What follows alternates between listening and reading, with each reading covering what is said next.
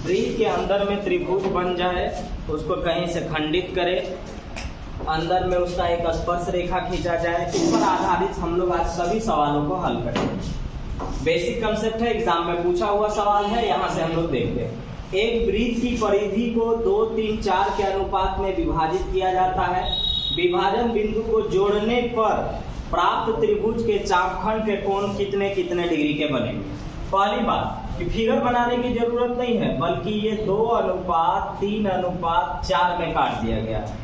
तो पूरा अगर सर्किल है तो वो टोटल कितना डिग्री होगा, 360 डिग्री। तो टोटल 360 डिग्री होगा और 360 डिग्री में ही यह एक दूसरे को काट दिया है।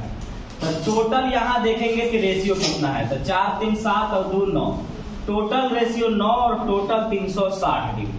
तो एक रेशियो का वैल्यू 40 डिग्री, तो एक का वैल्यू 40, तो 40 दूना 80, 40 दिया 120 और 40 चौका 160। 80, 120 और 60 डिग्री का चापखंड कोण बनेगा। तो हमें देखना ये था कि टोटल कितना रेशियो में काटा गया है, तो 9। टोटल कितना डिग्री होता है, तो 360। एक का वैल्यू 40 डिग्री, 2 का 80, 3 का 120 और 4 का 160। आंसर होगा ऑप्शन बी। यदि ओ वृत्त का केंद्र हो तो एंगल एक्स का मान क्या होगा। अक्सर लोग गलत करते हैं क्योंकि वो समझते ही नहीं है, हल्का फुल्का समझ गए, बस वो अपने आप को मान लिए कि हमको आने लगा।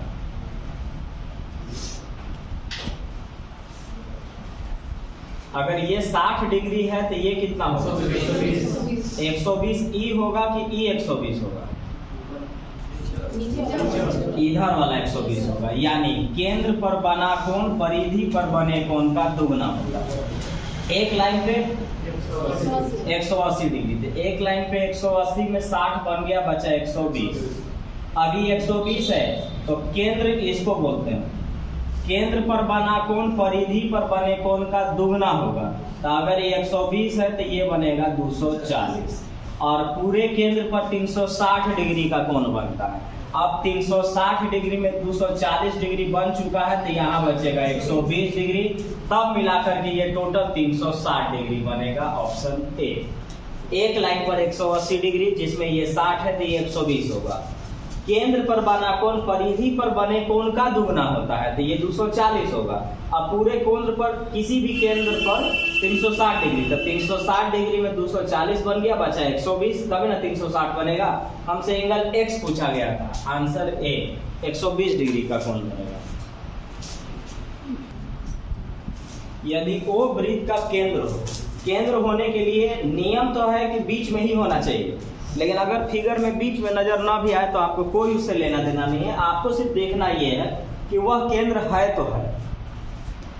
अब बोला गया कि हमको बता दो ACB, यानी ACB हमको ये वाला चलना होगा।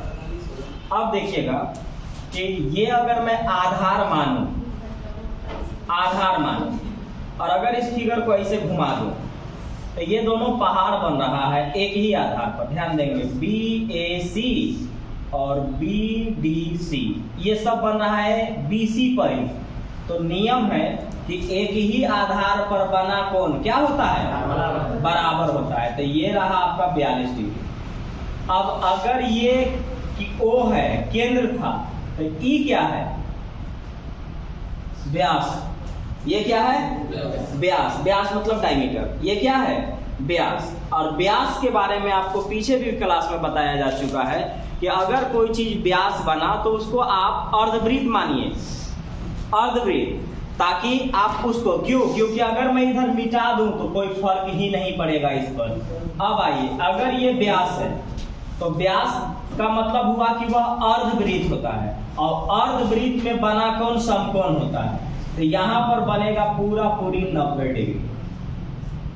डिग्री, क्योंकि अर्धवृत्त में बना कोण समकोण। अगर मैं इसको ऐसे करके मिटा दूं तो कोई फर्क नहीं पड़ेगा। तो अर्धवृत्त में बना कोण समकोण हो गया। अब किसी भी त्रिभुज में 180 डिग्री बनता है, 180 डिग्री में 90 और 42 बन चुका है, बचा है यहाँ पे 48 डिग्री। और आपसे एंगल ACB ही पूछा गया है।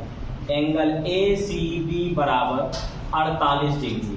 ऑप्शन नहीं दे पाए थे, 48 डिग्री, 46 डिग्री, 90 डिग्री और 60 डिग्री, ये आपसे ऑप्शन में दिया हुआ था। तो हमारा मतलब ये था कि अर्धवृत्त में बना कोण समकोण होता है, एक ही आधार पर बना हुआ कोण बराबर होता है किसी भी त्रिभुज में 180 degree.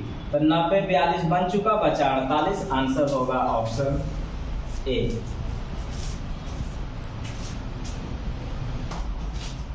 Angle ADB 45, CAB 51, DBA 37, x और y का मान क्या होगा? देखिए, अगर मैं इसको BC को आधार मान लूं,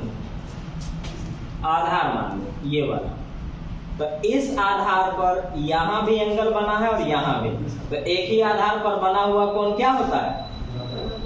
बराबर होता है। तो y का मान आपका आ गया डायरेक्ट 51।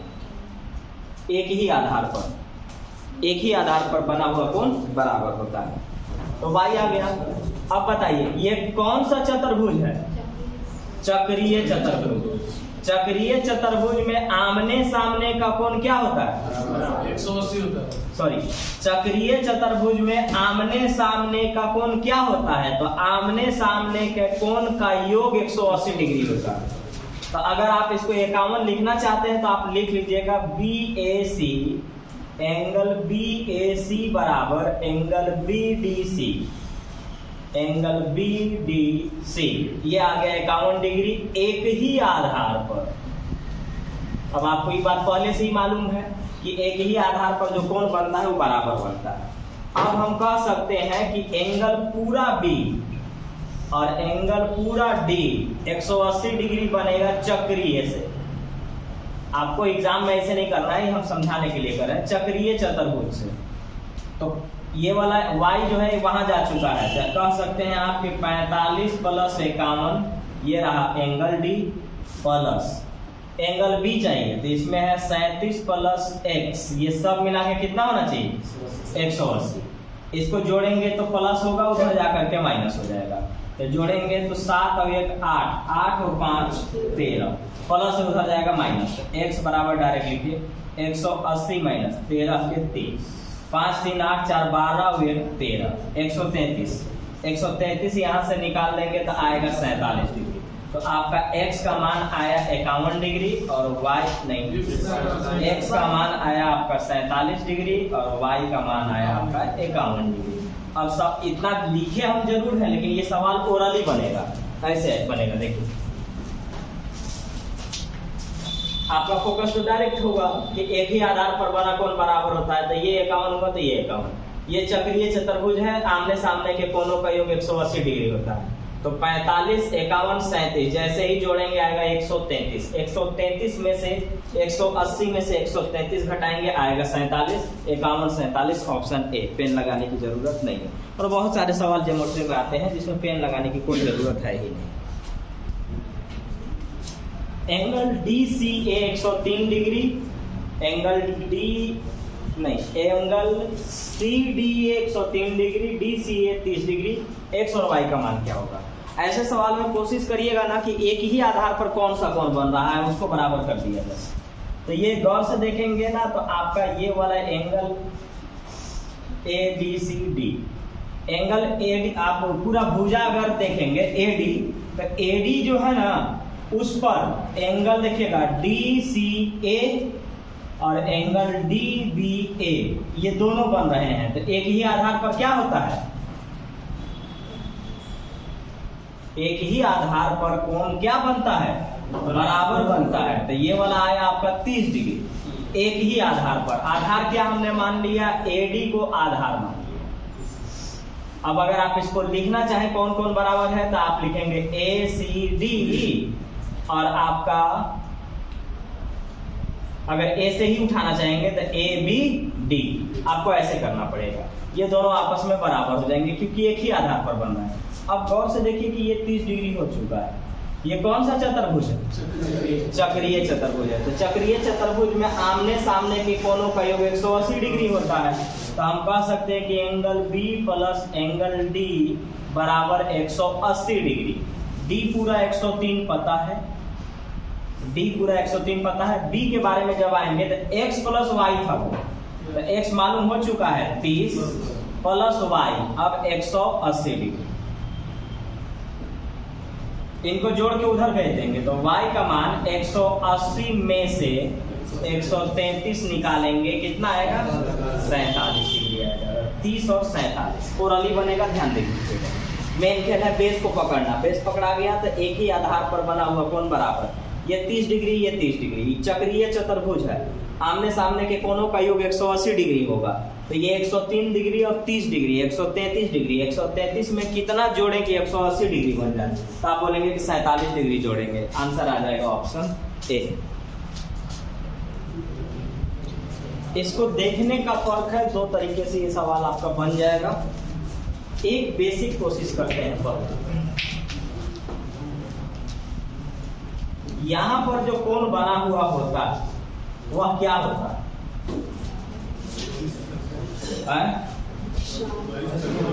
बहिष्ठ कोण होता है, लेकिन क्या है ये?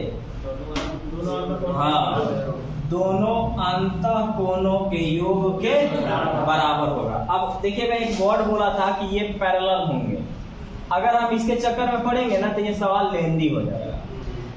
तो इस सवाल को हम लोग ऐसे नहीं करने वाले हैं, इसको हम लोग नहीं करेंगे, क्योंकि हमको एक चीज और तो हिंट्स दे दिया, इसके बारे में बढ़ा ना दिया। तो ये वाला कोण इन दोनों के अंतः कोण के योग के बराबर होगा। तो यहाँ पर y जो बन रहा होगा x प्लस 30 का मान आने वाला है, तो हमें मालूम है। फिर अब हम कोई लॉजिक नहीं लगाएंगे, क्योंकि अगर लॉजिक लगाएंगे ना तो फिर आपको ये पैरेलल करके संगत कोण, अंतः कोण, एकांतर कोण ऐसे करके बराबर करके आपको निकालना पड़ेगा, जो कि आपको महंगा पड़ेगा। यह देख के ही आप बना सकते हैं।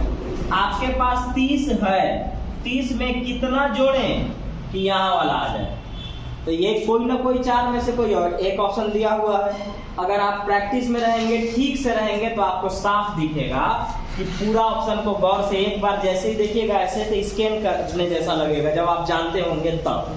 तो एक ही बार में ये स्कैन हो जाएगा आपका, और आपको साफ दिख जाएगा कि 30 में अगर हम 75 जोड़ेंगे तो 105 हो जाएगा।